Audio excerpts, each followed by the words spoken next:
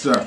I'm doing well, sir. Thank you for asking. My question was is that since I was just listening to your last segment with Jack H3 in reference to police and the tactics on what they use and how they can manipulate the citizens that are not aware of how the justice system works.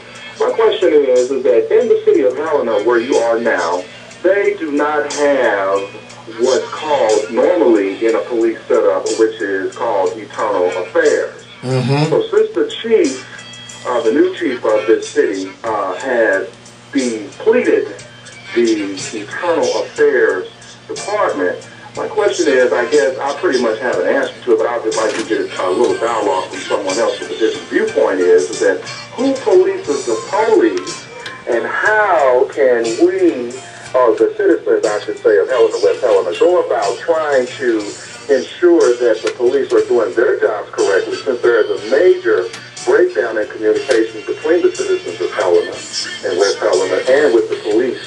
Right on. I hear everything you're saying. In fact, my mother was warning me about being careful on the road and the way that the police are acting.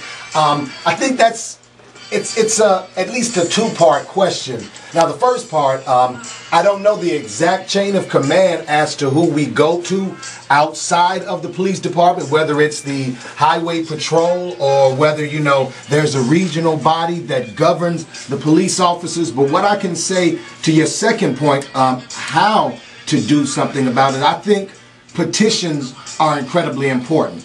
I think if we're noticing police misconduct, if we're noticing police abuse of power, we need to have petitions circulating around by that, because your signature becomes your voice, and enough signatures becomes something to pay attention to. And I'll also say it's actually very similar to any legal proceeding. We need documentation and evidence as best we can. Now, of course, maybe you can't pull out your phone on a police officer and videotape him as you notice wrongdoing. However, if you're in a position where you notice it going on with someone else, you can.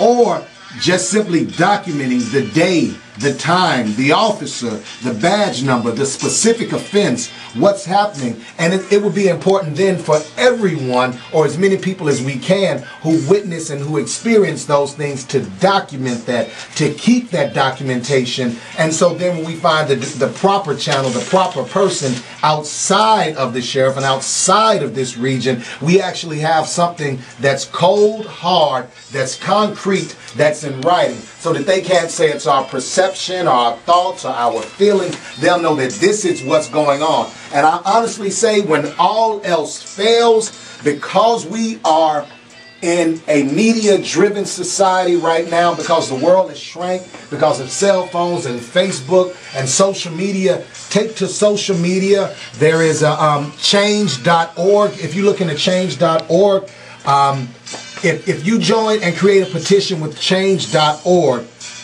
about what's going on, you can then circulate that on a national and an international level, which is then going to get attention. And the last thing people want is attention when they're doing dirt. They want to fix things up when that attention comes around. So I think what we have to think about is leveraging and playing our hand to our benefit. We can't stop them right now, and we know that at the local level, the sheriff can control what he wants to control. But see, he can only control that here. But the words, the computer, things that you put on the internet, that travels at past the speed of sound, and it gets out into the rest of the world, who aren't going to take that.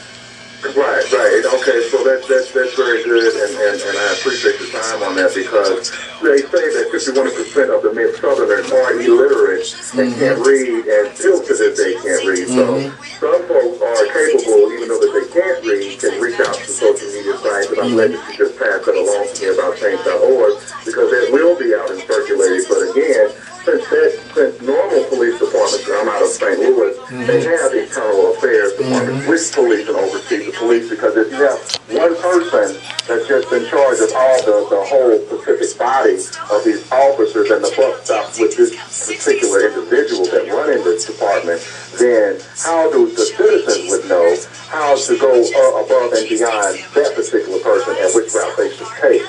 So I appreciate the knowledge that you just have given me, and I will pass it along tomorrow morning on my radio show. And if I may say one other thing, because I definitely appreciate what you're saying, for those citizens who are illiterate, we do it just like they do it with the census. We do it just like when we were going for voting rights. We find ourselves a group of those who are comfortable going and talking and taking down their stories and then allowing them to sign their name at the end of that. And so that way we have it documented, we have their stories, and they don't have to feel uncomfortable about not being able to read or write, because it doesn't matter if everybody in the community knows who to go to. If we got a couple of people who are going to unify that force and send it in the direction that it needs to go.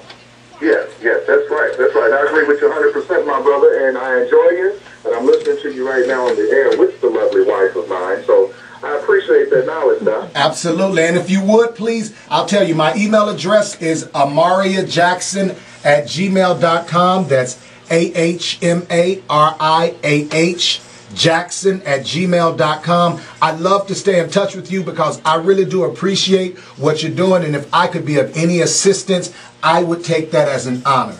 All right, so brother, we will do that, and I'll hold you to it now. Absolutely, hold me to it, because I promise you I won't say it unless I mean it. Oh, he will. All right, Doc, we'll do it. Carry on. Absolutely. You have a great day. Thank you so much. All right, now you too. All right.